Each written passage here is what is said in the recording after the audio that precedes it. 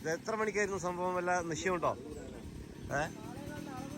Youth brigadier പ്രവർത്തകർ വളരെ സജീവമായിട്ടുണ്ട്. ഇവിടെ ഉണ്ട്. വലിയ മരമാണ് കടപുഴകി വീണത്.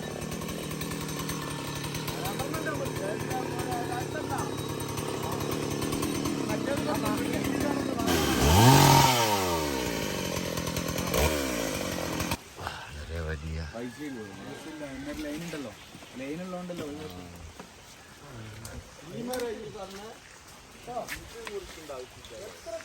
പേര് 34 അക്കരെ ഭാഗത്തേക്കുള്ള റോഡാണ്. വളരെ വലിയ 2 മരങ്ങൾ വീണ് ഗതാഗതവും തടസ്സപ്പെട്ടിട്ടാണ്.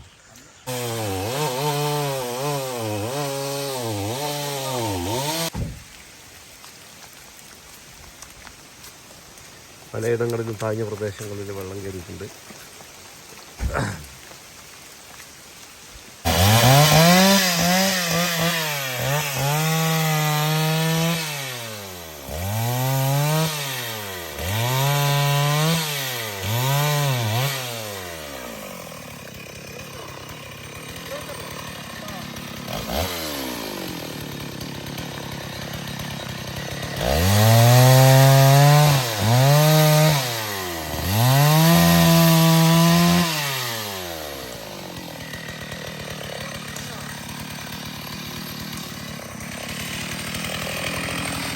വന്യമൃഗം വരുന്നുണ്ട്.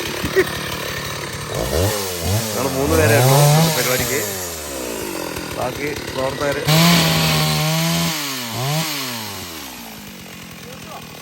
മതി എടുത്തു മതിയോ?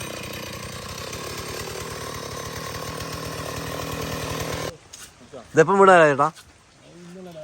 ഇന്നലെ രാത്രി അല്ലേ? നമ്മളിപ്പോൾ ചോയ്മുല കോളനി റോഡിലാണുള്ളത്.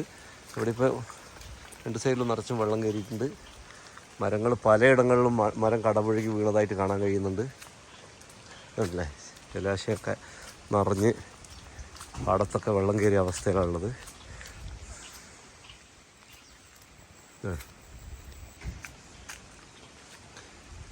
യൂത്ത് ബ്രിഗേഡ് പ്രവർത്തകർ ഇവിടെ എത്തിയിട്ടുണ്ട് മരം മുറിക്കാനും മറ്റാവശ്യങ്ങൾക്കെല്ലാം.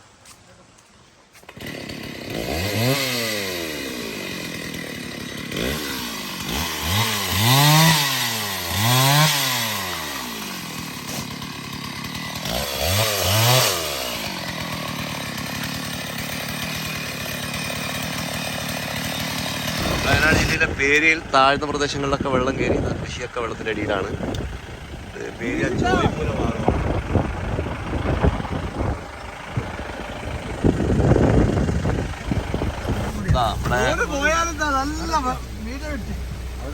ഇതേപോലെയായിട്ട് കയറിയിട്ടുണ്ട് വെള്ളം. ഏരിയ 35 ഭാഗങ്ങളിൽ ചോയ്മുല കാക്കത്തൂരി ഭാഗങ്ങളിലൊക്കെ ജലം നിറഞ്ഞ് കവിഞ്ഞിരിക്കുകയാണ്. റോഡിലൊക്കെ വെള്ളമാണ്.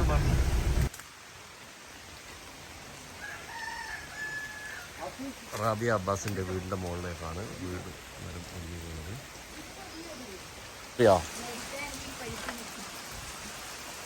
ഇത് പേരിയ അയനിക്കൽ ഭാഗത്ത് വരിക്കാനിക്കൽ പത്മിനി ചേച്ചിൻ്റെ വീടാണ്. മരം വീണിട്ട് ഭാഗികമായി തകർന്ന അവസ്ഥയിലാണുള്ളത്.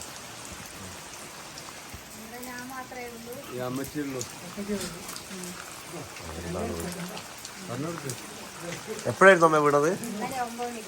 രാത്രി 9 മണിക്ക് അല്ലേ?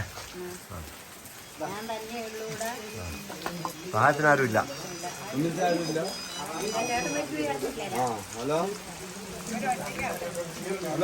സന്നദ്ധ പ്രവർത്തകരോട് എത്തിയിട്ടുണ്ട്. മരം മുറിച്ച് മാറ്റാനുള്ള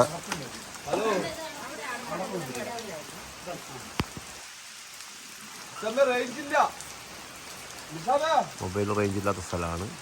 2 മരങ്ങളാണ് വീണ് കിടക്കുന്നത്.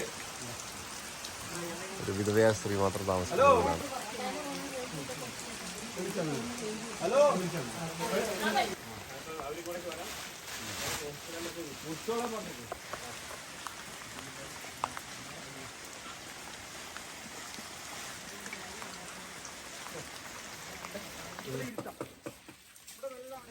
അല്ല അപ്പുറം ചിരുത്തി കൂടെ അല്ല അപ്പുറം ചിരുത്തത്തിന്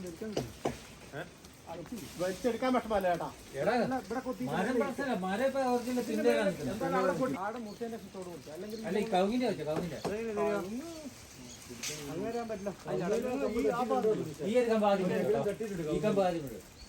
ഗാർഡൻ വരെ മുറിച്ചു ബാക്കി അടിക്കണം ഇത് ഇതിനാണ് ഫുൾ ജാമാണ് വഴിയില്ല വലിയോ